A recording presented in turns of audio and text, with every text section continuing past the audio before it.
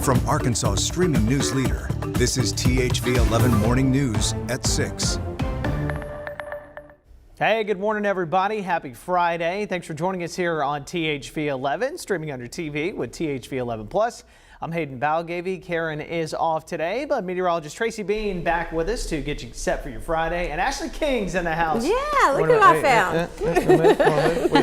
I see 43 right in the middle. It's 43 degrees in Little Rock. Yes, it is a little chilly. You need that jacket. A little chilly. So did you wear your jacket when you came in? It's cold. No, I needed to. I wore mine. I was running from my car into this building. I did not. Yeah. There was a little bit of a breeze or something that kind of hit me right when I was walking in. And there's a little chill out there for sure. The seats on, the heater on? It was okay in the car. It's just when you get out, it's cold. See, I don't even use it for heat anymore. You had to walk back fast.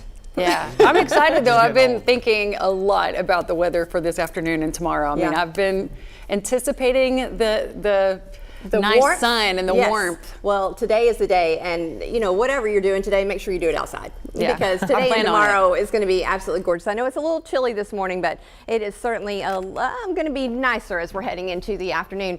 It is 43 in Central Arkansas. We are seeing a little mixed bag there, but look at these highs today. 73 here in Central Arkansas, some mid-70s as well. Sunny skies, absolutely beautiful today. Nice way to end the week. Now we are going to see your Saturday just as nice, maybe even a little warmer, 78. Could see a few 80s around the state. Sunday we do have some things changing as we're going to see some of those storms starting to come into the state, and a front's going to roll through, and it is very strong. It's going to bring some really breezy conditions. It's also going to bring some of those scattered thunderstorms, strong to severe at times, mainly looking at winds. We're going to go through all of that here in a minute, but as it's heading in through the evening into the overnight hours, we're going to see all that cold air coming in, and we're going to start the morning off on Monday needing the big coat. So get it back out. We'll talk a little bit more about this beautiful weekend hour by hour coming up in a few minutes. Ashley, how's that traffic doing? Still looking at that fire? Yeah, Tracy, I know you've been watching this this morning. This is in Hazen. Vehicle fire on I-40 eastbound near exit 193, just north of Hazen. The right shoulder is blocked, as you can see. So they've been working this. I can give you a closer look at where this is with the live traffic map. I think we can get a shot of that right now. If we can go to Max 2, I think we're not on Max 2 yet. But anyway, so this is what's going on right now with this vehicle fire. So just be aware that there is something there. Again, that's in Hazen near exit 193. So we'll get another check of this coming up. All right, Ashley, thank you. As the war with Iran nears 2 weeks, President Donald Trump is now sharpening his tone. Overnight, he posted on Truth Social saying the U.S. is, quote, totally destroying Iran and threatened more action. As CBS's Tina Kraus reports, Iran's new supreme leader is now vowing revenge. President Trump lobbed a new threat at Iran on social media this morning, posting, "Watch what happens to these deranged scumbags today." The situation with Iran is moving along very rapidly. It came just hours after Iran's new supreme leader, Ayatollah Mustafa Khamenei, issued a warning of his own, vowing to avenge the blood of Iranians killed by U.S. and Israeli strikes and to continue blocking the Strait of Hormuz, a vital shipping lane for the world's oil.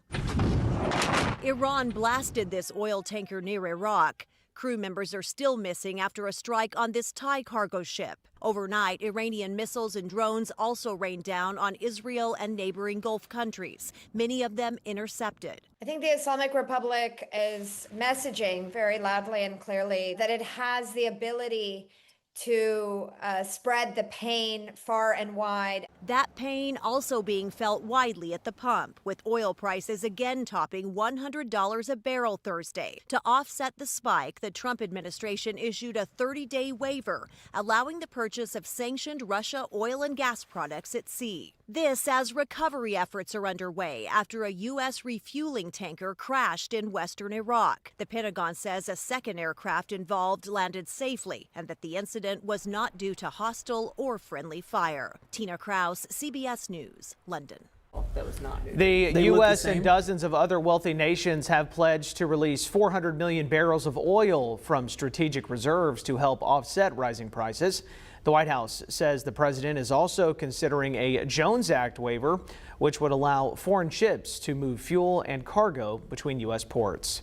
For now, however, drivers are stuck paying those higher prices at the pump. AAA reports gas in Arkansas roughly 70 cents higher per gallon than it was this time last month. Diesel nearly $1 higher. That makes shipping more expensive.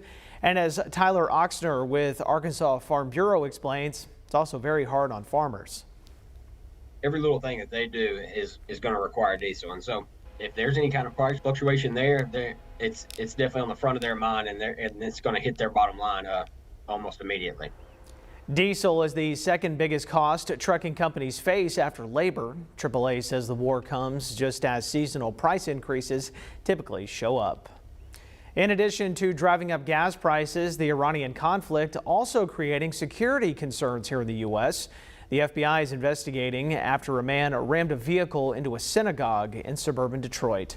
Authorities say the suspect drove through the front doors of Temple Israel, one of the largest synagogues in the country.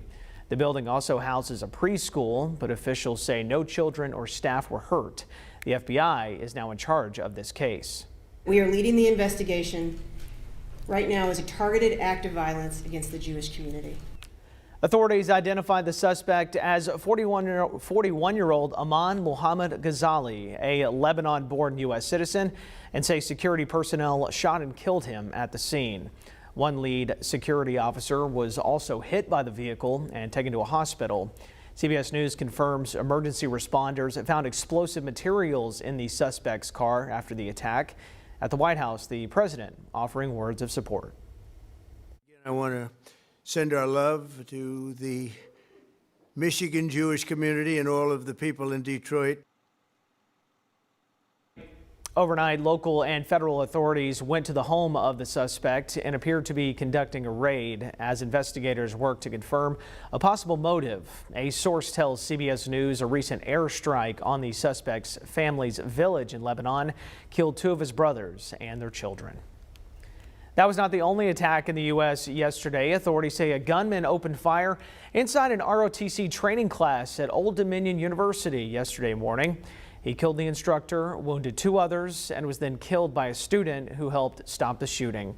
Investigators have since identified that suspect as Mohammed Jalloh. The FBI says Jalloh had a prior ISIS-related terror conviction and is investigating this as an act of terrorism. In a crime alert, a woman is recovering this morning after a shooting Wednesday night in Morrilton. Police got the call to an address on Rock Street and found the woman with several gunshot wounds. After rushing her to the hospital, police found and arrested Christopher Alexander. He is now facing attempted first-degree murder charges and is locked up in the Conway County Detention Center. The woman shot is listed in stable condition.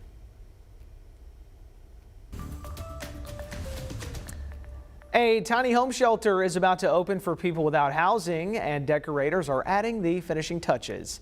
Take a look at this. Crews from the nonprofit The Simple Nest are helped filling the houses at Providence Park with furniture to make them feel like home. In the next month, the micro village will welcome its first 3 neighbors. Founder and CEO Aaron Stenger says the village will not only provide roofs over heads, but will fully wrap around services as well. And we also have individuals living on site that walk alongside our neighbors and help them with everyday life. They're called missionals.